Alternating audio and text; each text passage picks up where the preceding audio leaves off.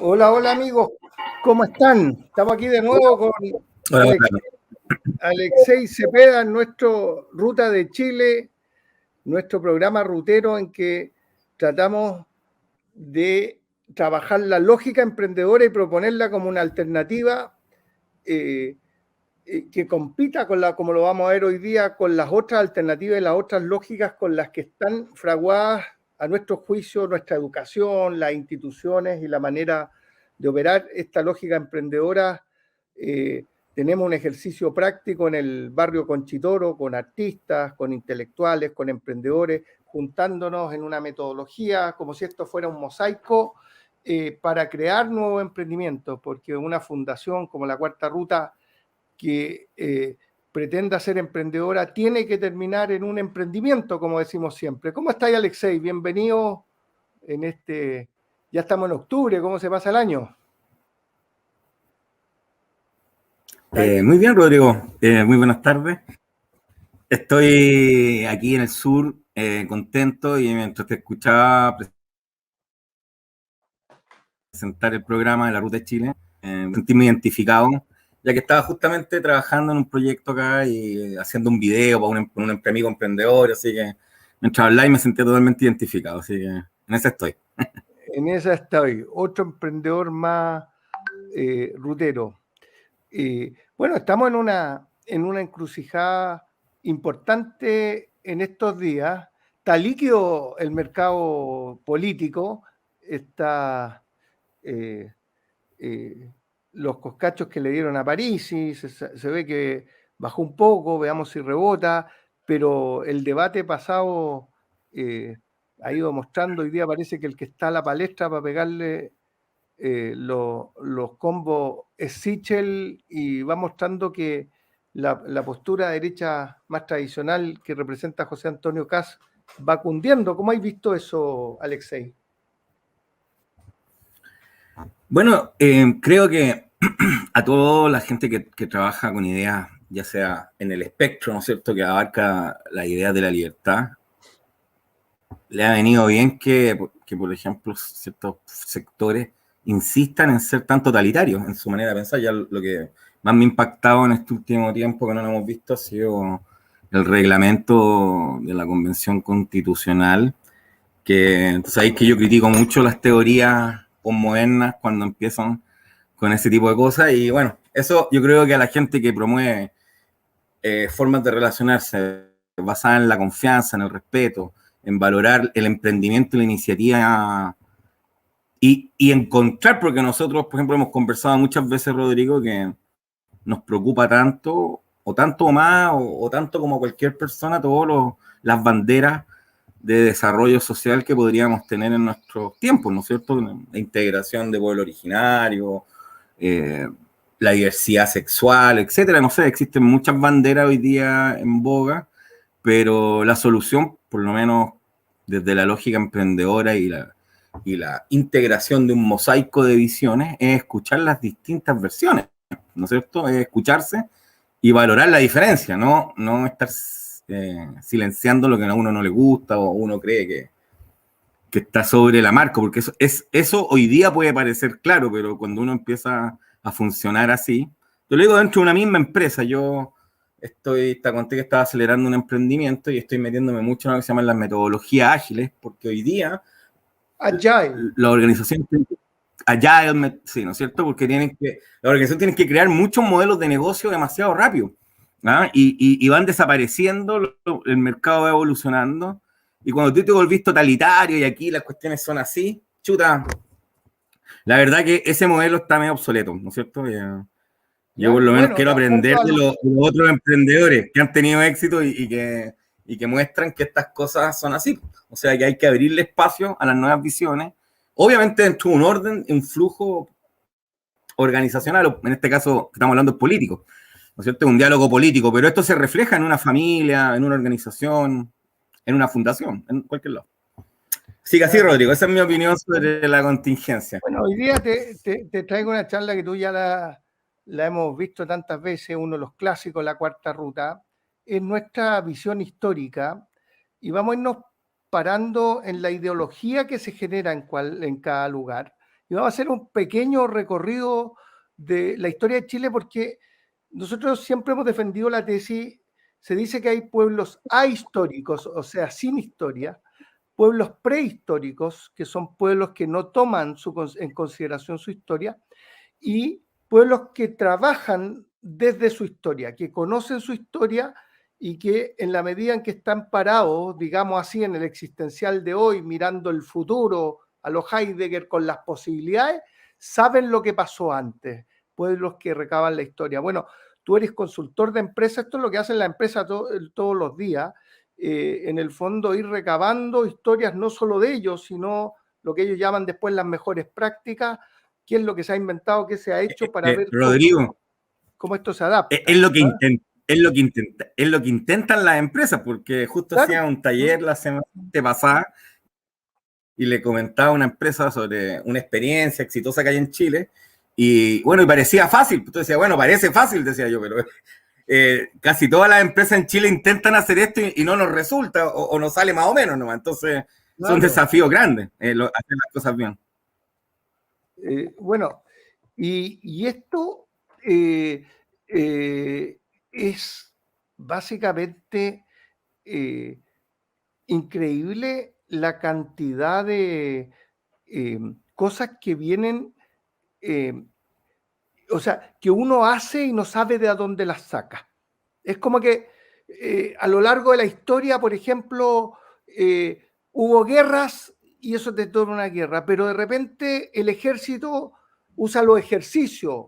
En Chile los mapuches usaban y tenían la chueca y otros deportes y hay una correlación entre deporte y en el deporte está el tema de la competencia, se traslada a la guerra. Dicen que, algunos dicen, el principio de Clausewitz dice que la guerra es la política hecha por otros medios, alguien lo invierte y dice, no, en realidad la política es la guerra con otros medios, pero en la política tú ves guerra y ves lógica de guerra y ves lógica de competencia. Y por ahí, por 1600, nacen los ilustrados y que quieren hacer con Newton. Newton fue muy, y otro filósofo que se llama Francis Bacon, y Newton un físico, con todo el método científico, logran una manera de entender el mundo. El punto es que estas maneras de comprender el mundo se van trasladando de lado en lado. El mercado, que es la transacción, y el neoliberalismo, que es transacción y competencia, esas dos cosas las quieren ocupar en todos lados, la quieren llevar a la universidad, al gobierno, al Estado. ¿Ah? Y claro, nuestro reclamo en la cuarta ruta es, levantamos la mano y decimos, bueno, tenemos nosotros una lógica emprendedora. Y esa es quizás la gran gracia, que no hemos dado el trabajo de mirar el existencial de un emprendedor. ¿Qué es lo que hace un emprendedor? ¿Cuáles son los valores? ¿Qué aprende? Dentro está la persistencia, esto de la ilusión, esto del sueño, esto estar mirando siempre dónde está el valor que se está generando. Y eso se ve tan ausente, ya hemos tenido charlas anteriores para recorrer el Estado. Ahora vamos a nuestra historia para ver de a dónde puede ser que vienen estas cosas. Bueno, nosotros tenemos la tesis de que hemos dividido la historia de Chile, olvidémonos de la época anterior a la independencia, y hasta desde 1830 a 1891 tuvimos un régimen, el régimen portaliano. ¿Ah? Este es un régimen que entre mira las crisis, 1810 una crisis, 5 guerras, que ya las vamos a ver para adelante. Hubo guerra 1810, el 14, el 17, el 23 cayó el O'Higgins, el 29, y llega Diego Portales y con 4 grandes principios. Por eso nosotros proponemos 7 principios que ustedes saben. La cuarta ruta propone el pluralismo, la creatividad, el emprendimiento, la responsabilidad, la filantropía, el pragmatismo, que hagamos que las cosas se hagan y mirar las realidades, y la libertad. Bueno, Portales vio que estaba todo desordenado, vio que lo habían metido preso, que había quebrado. Portales es un emprendedor quebrado, eso es importante decirlo. Y fue el ordenador que vio que el antiguo régimen, donde había una autoridad fuerte, faltaba el rey. Entonces creó un presidente rey. Después alegó y le alegaba a Egaña por las leyes que funcionaran, por el orden administrativo. Ya con esos tres, ¿ah? Y él quería alternancia en el poder. Él le gustaba a O'Higgins, pero decía, O'Higgins va a ser un caudillo más, como pasó en el resto de América Latina, entonces cogió a Prieto para nombrarlo presidente.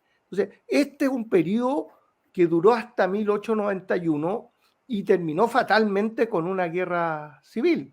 Aquí, en ese contexto, en esa lucha, también es una lucha, en Chile no se ha inventado nada, una lucha que venía en todas las monarquías, siempre hubo lucha entre el rey y la nobleza.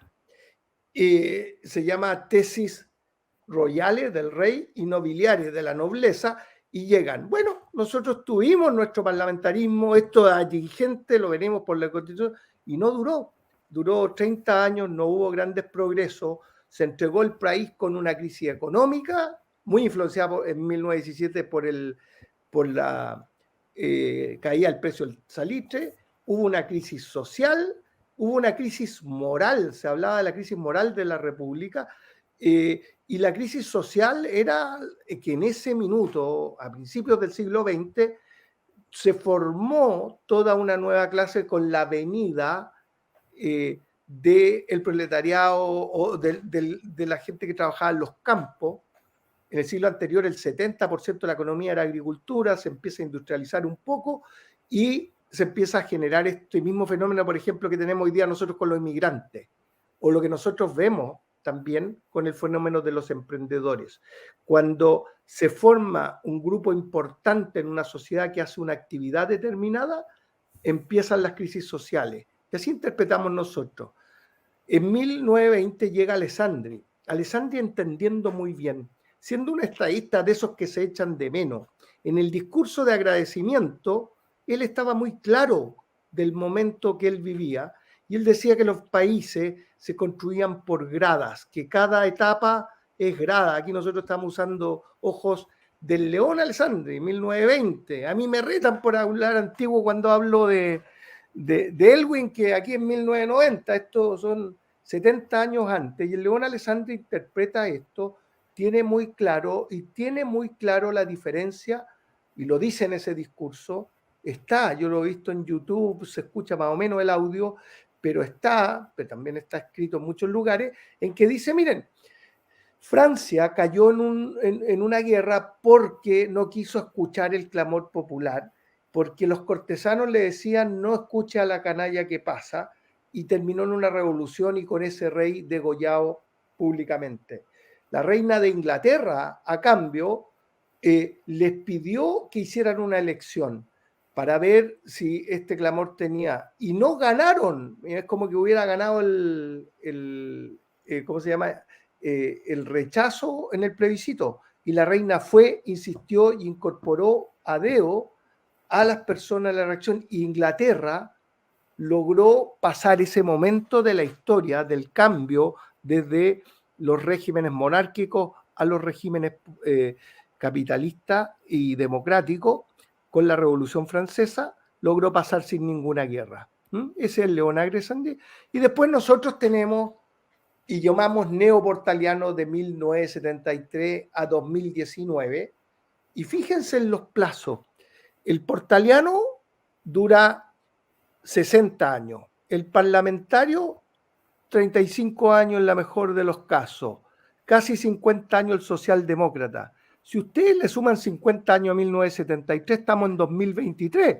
O sea, estamos, como dirían los gringos, just in time para de alguna manera tener este cambio. ¿Por qué pasa esto?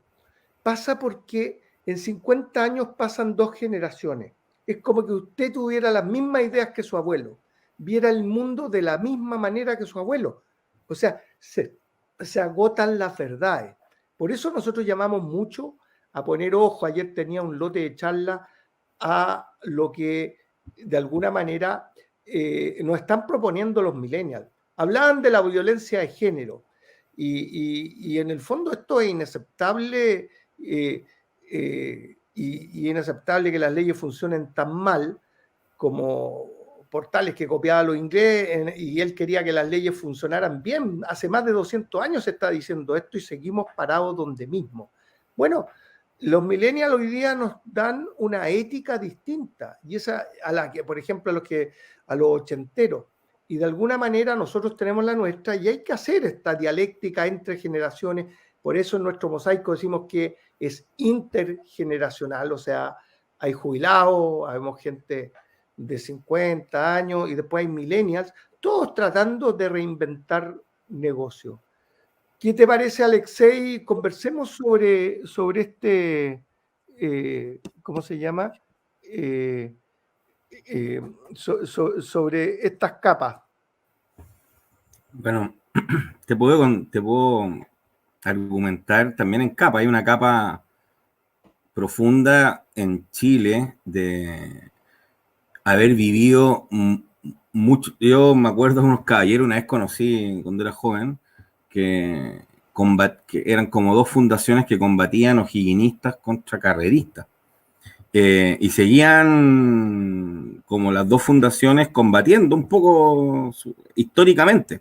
Entonces, en una época cuando joven me daba risa, pero con el tiempo uno se da cuenta de que esas discusiones, esas dialécticas, que para la gran masa quedaron obsoletas, digamos, otras discusiones les ganaron terreno en la vida práctica. Hay personas que todavía pueden seguir discutiendo eso, y eso pasa en muchas cosas. O sea, uno lo ve, personas defendiendo ideas del año de la pera, como me decía mi abuelita, pero el espíritu portaliano, que en otra capa te voy a responder por capa, en una capa personal, yo estudié en la Universidad de Portales, entonces me toca a fondo el espíritu portaliano, y Portales obviamente tiene tiene hartas críticas, ¿no es cierto?, que algunas son bien válidas, pero porque nadie la hace todas bien, pues. O sea, si aquí, ¿qué mejor que un emprendedor para saber que necesita de equipo y que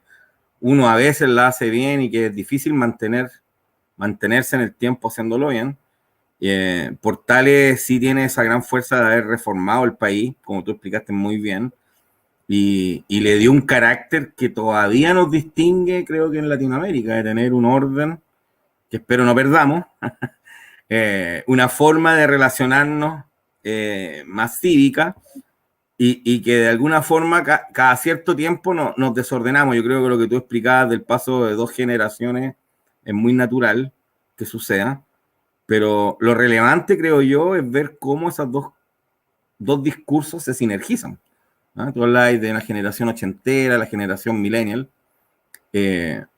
más que estar discutiendo como podría discutir una familia así. No, pero si nosotros, tú eres testigo cómo nos hemos juntado y salen mejores negocios, porque nosotros venimos... A eso me refiero, o sea, en vez de estar discutiendo como, oye, yo pienso así, tú piensas así, y nosotros tenemos la experiencia de vivir la interacción creativa, que uno puede pensar distinto en algunos temas, en otros pensamos igual, se nos ocurren cosas nuevas, y entonces eso creo que es una sociedad que está más preparada para vivir el mundo que se nos viene, porque se nos viene un mundo, lo he repetido en varios programas que nos hemos juntado, estamos a puertas de una realidad bastante excéntrica para lo que ha sido históricamente la vida humana.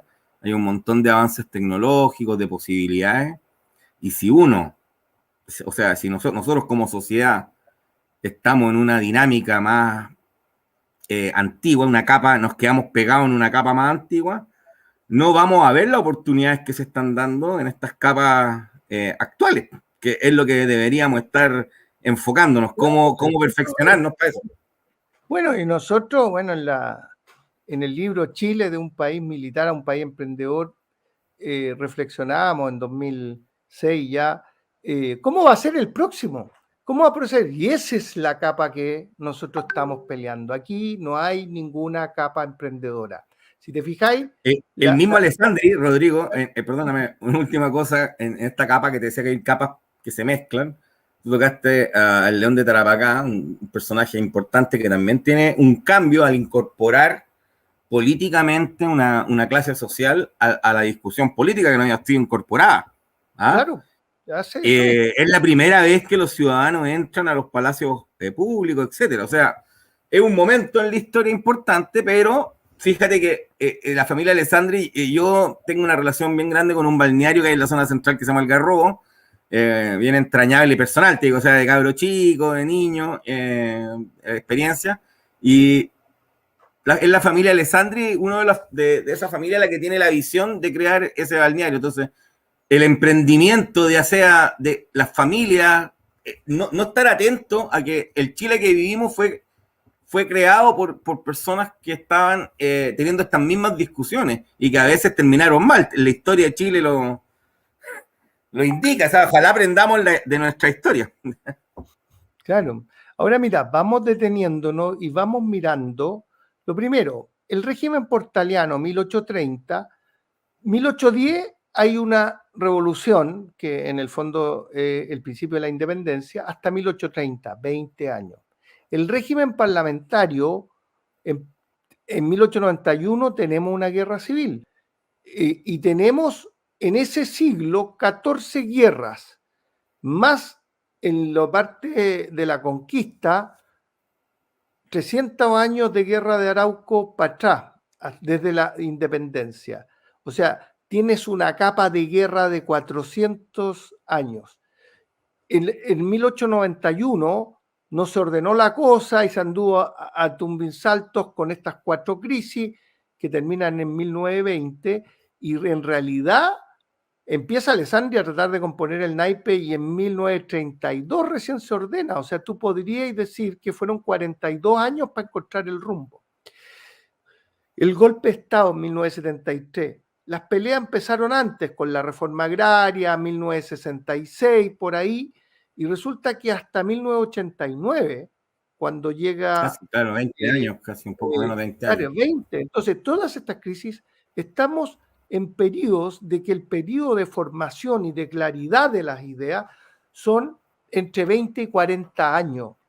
Y hoy día estamos entrando en una crisis como esta. O sea, no podemos los emprendedores quedarnos en la casa y esperar que el régimen que viene, que nuestro pronóstico es que es el régimen de los emprendedores, el régimen inclusivo, el régimen creativo, se demore 40 años. Y hoy día tenemos más tecnología, tenemos redes sociales, tenemos manera de comunicar, y esa es nuestra gran misión en la Cuarta Ruta, hacer ver que los emprendedores, que no somos de derecha, ni de centro, ni de izquierda, tenemos algo que aportarle. Hemos venido en todos los programas diciendo, hasta en la política habitacional, cómo podríamos hacer vivienda social realmente creativa, con Crystal Lagoon, con piscinas grandes adentro, con arquitectos como Alejandro Aravena, con paisajismo, y que le transferiríamos mucho más riqueza, que esas viviendas en lugar de costar 25, 40 millones, podrían costar hasta 80 millones y de repente el Estado tendría que invertir 5 millones más en cada vivienda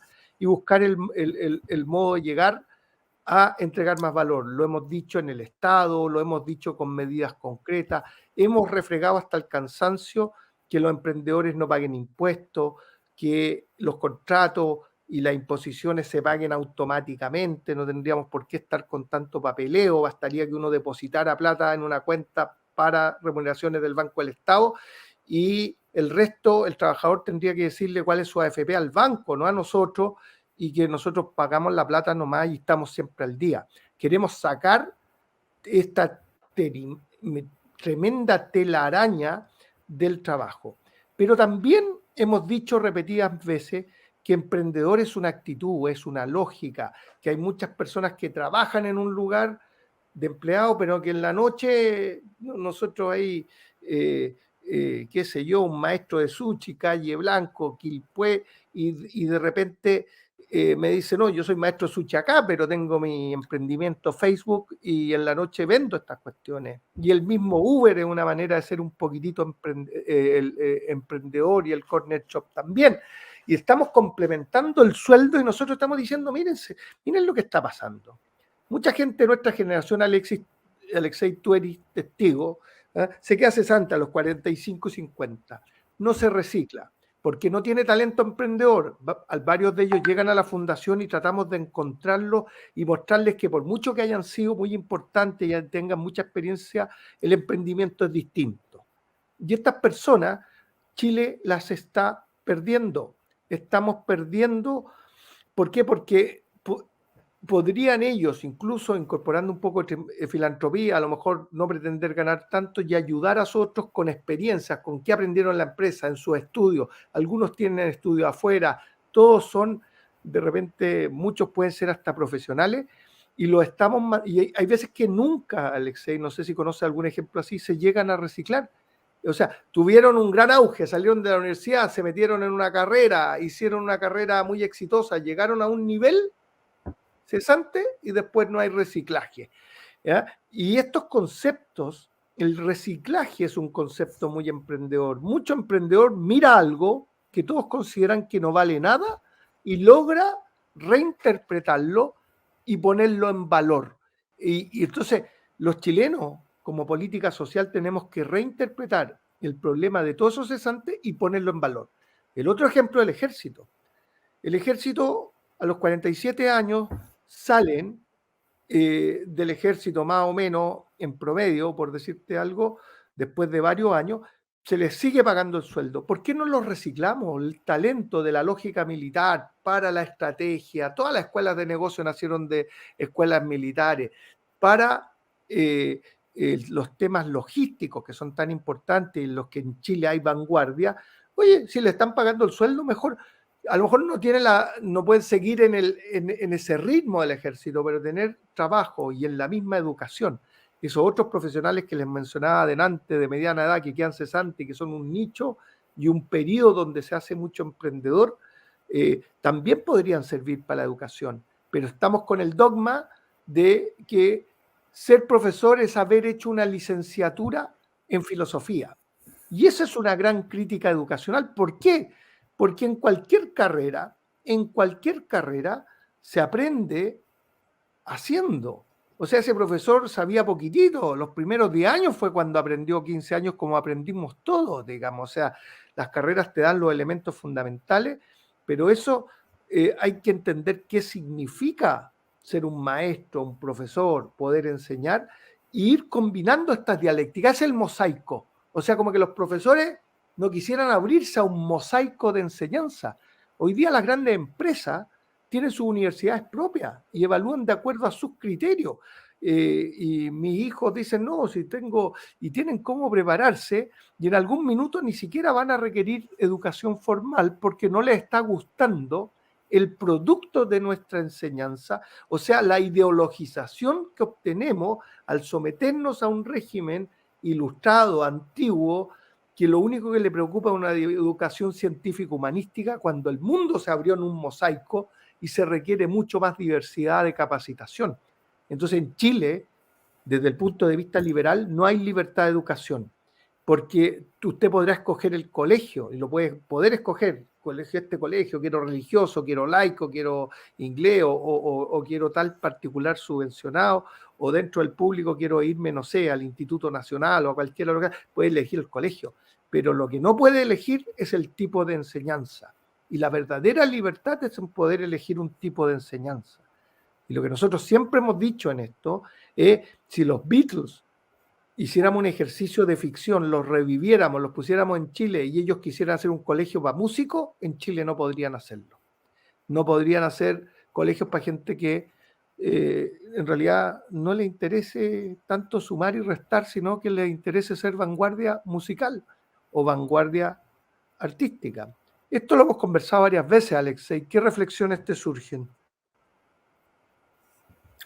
Bueno, me parece que la mayoría de la historia nos muestra en Chile una lógica donde la gente se pelea por el poder, entendiendo el poder, podéis verlo como dinero o como poder político, pero siempre surge la pregunta, ¿el poder para qué? Y parece que frente a esa pregunta, históricamente solo algunos personajes están dando la talla, digamos, que tuvieron poder, obtuvieron el poder y hicieron algo que valía la pena, digamos.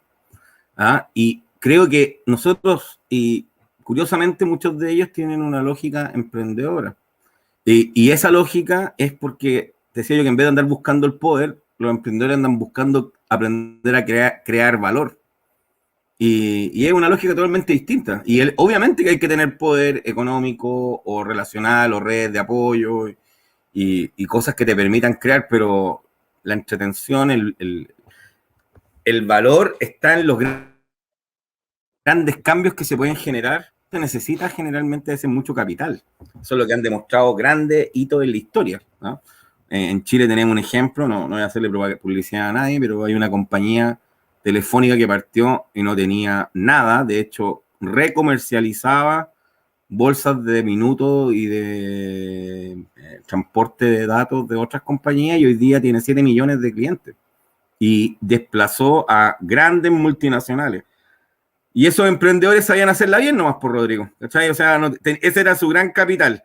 Y se la jugaron por una cultura súper distinta, hacer algo. Y ahí es donde yo creo que tuvo ahí en muchos programas explicado estas dificultades que hay en Chile, estas barreras que hay a la creación. Y fíjate, pues, si es que alguien crea cosas nuevas, ¿qué pasa con las estructuras de poder? Cambian. Entonces, toda esta carrera por tener poder, son todos socios en evitar que las cosas cambien. ¿Okay? Entonces, nosotros tenemos que construir un país de gente, donde la gente joven, yo entiendo, a mí no me, pero tú sabes cómo pienso yo, no tengo para qué andar contándolo aquí públicamente, pero a mí personalmente no me gusta la gente que anda destruyendo para legar, ¿cachai? ¿Sí? Pero sí soy muy empático, gusta, me imagino, espero, ¿cachai? Porque hay algunos que parece que les gustara, pero a nadie le gusta, pero uno puede entender la frustración que hay de no encontrar.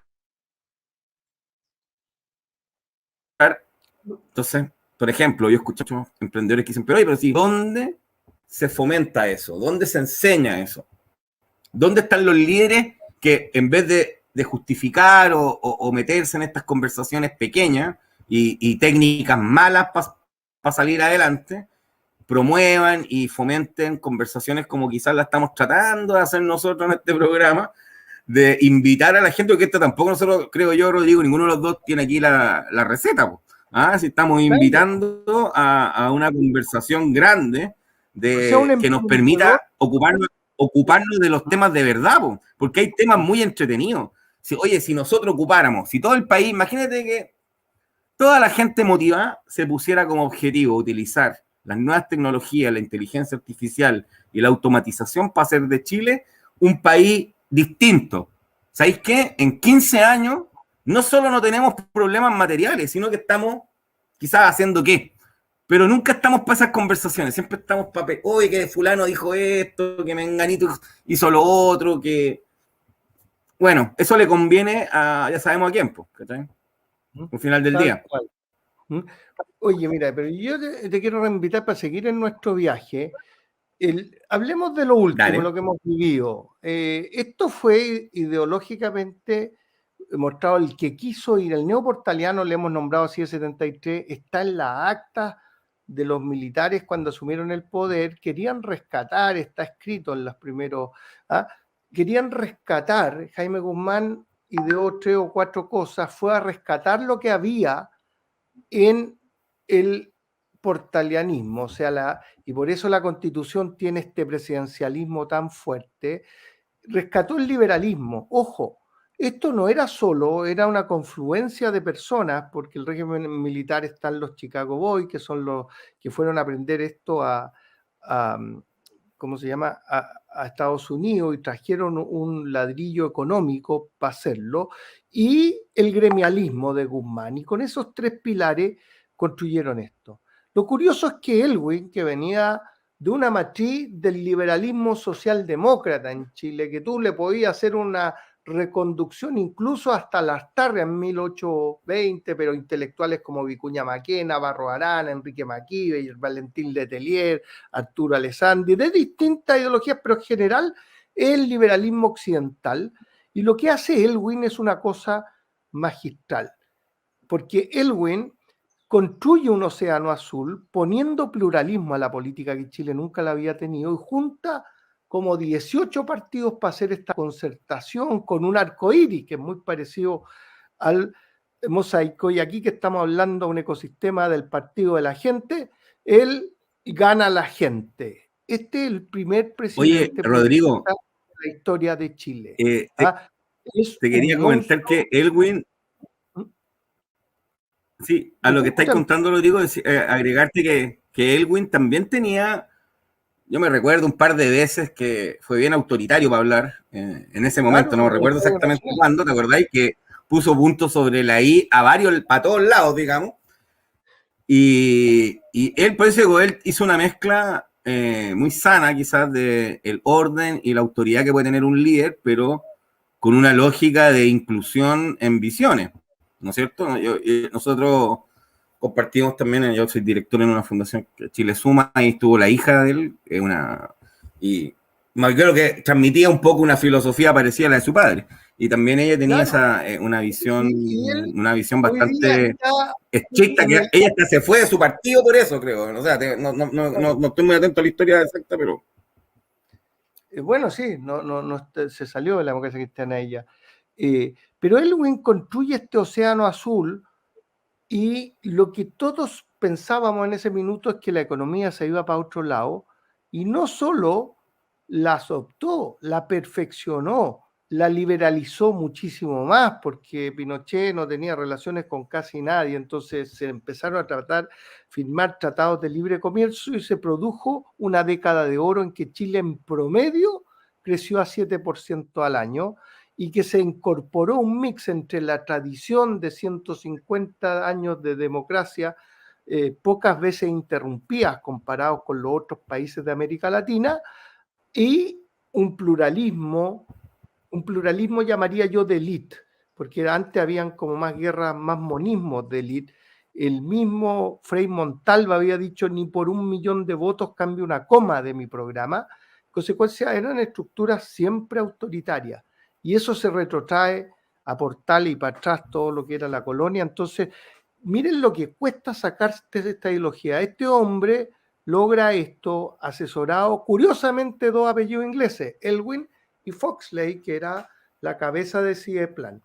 Todo este movimiento del neoliberalismo no se lo achaquen a Pinochet, porque Francia se estaba empezando a poner neoliberal en 1970, cuando en Chile estaba la Unidad Popular y ya estaban privatizando de vuelta la Renault, de la cual el Estado francés se había hecho cargo precisamente en 1945, después de la Segunda Guerra Mundial, porque lo acusaban de antipatriota y nazi a los ex dueños. Y venía el mismo movimiento que terminó en Ronald Reagan y la Margaret Thatcher en Inglaterra, y esto fue un movimiento que tuvo sus bases en una conexión de personas que estaban discutiéndole al socialismo su capacidad, ojo, su capacidad para prever el futuro y su capacidad para crear nuevo valor y ser intérpretes de la Es que economía. Entonces, se eso logró ahí no se le puede una criticar mucho, pero Rodrigo, eso es ahí lo no que se le quiero puede decir. criticar mucho. ¿Mm? ¿Mm? Te estoy escuchando. Que no se le puede criticar mucho al neoliberalismo ese ímpetu por darle espacio a la creatividad individual. Quizás pasado para la punta en varios ámbitos, pero eso era una innovación en su momento. Yo creo que hoy O día sea, estamos déjame pasados de esa época, decírtelo pero... más radicalmente. A mi juicio, eso es lo mejor que tiene el neoliberalismo, que es la idea Exacto, exacto. de dejar, pero eso lo tomó el neoliberalismo del liberalismo clásico de Adam Smith, que es el laissez-faire. Si lo que no puede ser es un reduccionismo a la transacción, a lo mercantil y a la competencia en todas las áreas, porque hay áreas que no Ahí funcionan. caímos en lo que estamos hablando, la falta de pluralismo, la falta de escuchar otras Es un visiones sociales y totalitarismo tratar de neoliberal. encontrar una especie de Exactamente. Y totalitarismo. o sea, eso va contra el primer valor de la cuarta ruta, que son nuestras tablas. Entonces, nosotros lo que estamos diciendo, Y va miren, en contra, aquí, discúlpame, y va en contra del emprendimiento, porque no permite sin ecosistemas de duda, emprendedores muy creativos.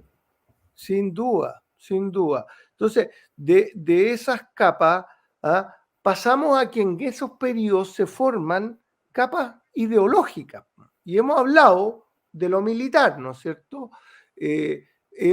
Sabemos pero no sabemos bien de qué se trata la lógica medieval. Imagínate si nos cuesta llegar para atrás a analizar hasta Elwin, pero la lógica medieval es la lógica ternaria, la lógica de que hay un rey designado por Dios que manda, después eso tienen en común, ambos son lógicas totalitarias, y hay una iglesia que tiene mucho poder, que tiene la parte buena de los valores cristianos, y, y después hay un estado llano. El rey se asesora a los señores feudales y está el resto.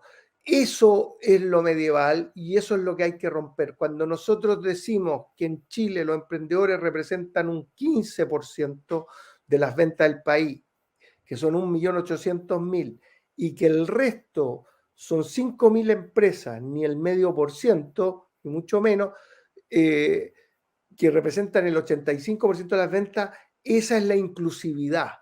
Hay que hacer más inclusivo el emprendimiento. Este emprendimiento Chile tiene que acometerse, a nuestro juicio, para la etapa que tiene el régimen post-neoportaliano, el régimen de la lógica emprendedora, porque nosotros decimos aquí hay tres, centro, derecha, izquierda, que se han repartido, un cuarto, este cuarto emprendedor, pluralista, mosaico, creativo, inclusivo de destrucción creativa, es lo que Chile tiene las herramientas para hacerlo y eso es lo que hay que juntar.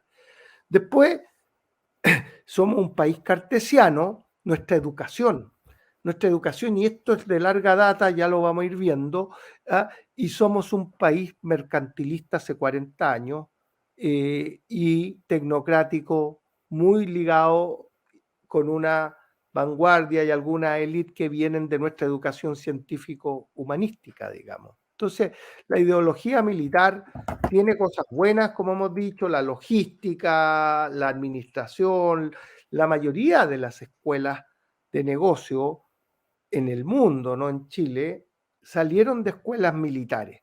Por eso nosotros llamamos a remirar qué hacemos con ese talento de personas a las cuales se le está dando la jubilación tan tempranamente y pagándole jubilaciones. Rodrigo, y no hay que olvidar las capacidades de liderazgo, que son increíbles, yo las he visto en muchas industrias. Siempre hay ex militares reciclados con puestos de liderazgo importantes. En nuestra metodología mosaico, que hablamos de ideales, de métodos, de ojos, hay ojos militares y tienen un límite y hay que ponerlo en un mosaico y que representen una parte. Ahora, la parte cartesiana en Chile no se sabe mucho. Nosotros tuvimos una influencia francesa enorme a partir de más o menos 1850. La Universidad de Chile, Escuela de Ingeniería, fue hecha por franceses, la Escuela de Medicina, el Estado, la educación de la élite con los padres franceses, las monjas francesas, hay los Sagrados Corazones, eran de influencia francesa, el Estado, la arquitectura, toda la arquitectura. Aquí Eiffel hizo muchas obras, como vamos a ir viendo, toda esa está hecha por Eiffel, el mismo que hizo la Torre Eiffel, lo mismo que el Artequín o la Estación Central, mucha arquitectura francesa, por eso nosotros hemos ido rescatando el barrio Conchitoro que tiene eso, y esto lleva a una ideología cartesiana. Los franceses educan buscando primeros principios, o sea, unas lógicas, leyes que son universales y que representan cómo funciona el mundo y primeros principios. El punto es que también esto tiende al dogmatismo y se queda corto para el emprendimiento porque el emprendimiento requiere creatividad. Estos son los ilustrados y requiere eso de inventar. Los románticos le decían a los ilustrados, oye, con la razón, con tu capacidad de análisis, explícame dónde estaba la canción antes de ser cantada. Y la canción antes de que fuera cantada, Alexei, ¿dónde estaba? Muéstramela. No estaba. Entonces, la razón... Hay hartas preguntas, hay hartas soluciones de eso. ¿Verdad? No da cuenta de la creatividad. También lo medieval, en este periodo viene lo socialdemócrata, la doctrina social de la Iglesia, que es la opción preferencial por los pobres, una encíclica de unos papas hace ya más de 130 años, 1890, que este curita, el padre Hurtado, la lleva a la acción social de la iglesia con otros, que después se forma la democracia cristiana, y Chile, esta ha sido uno de los grandes, junto con la política de vivienda de Chile, la política de vivienda que decimos que es muy buena, o sea, que ha transferido mucha riqueza a, lo, a las clases medias y altas con los subsidios. Bueno, de alguna manera, la opción preferencial por los pobres yo creo que es uno de los éxitos que Chile ha tenido, y esto es una ideologización de muchos años. Fíjense, 130 años que empiezan unos papas, en Chile lo agarra, bueno, ¿sabes tú? El primer dueño del Palacio Concha, don Enrique Concha Casot, lo mete al Partido Conservador, se va a la acción social de la iglesia, se va a la Falange, y después termina en todos lados, porque termina en la UDI, en la democracia cristiana, en la izquierda cristiana, en el fraguado, interpretado así son las ideologías, por eso las pueden interpretar. Y últimamente... Rodrigo, ¿sí?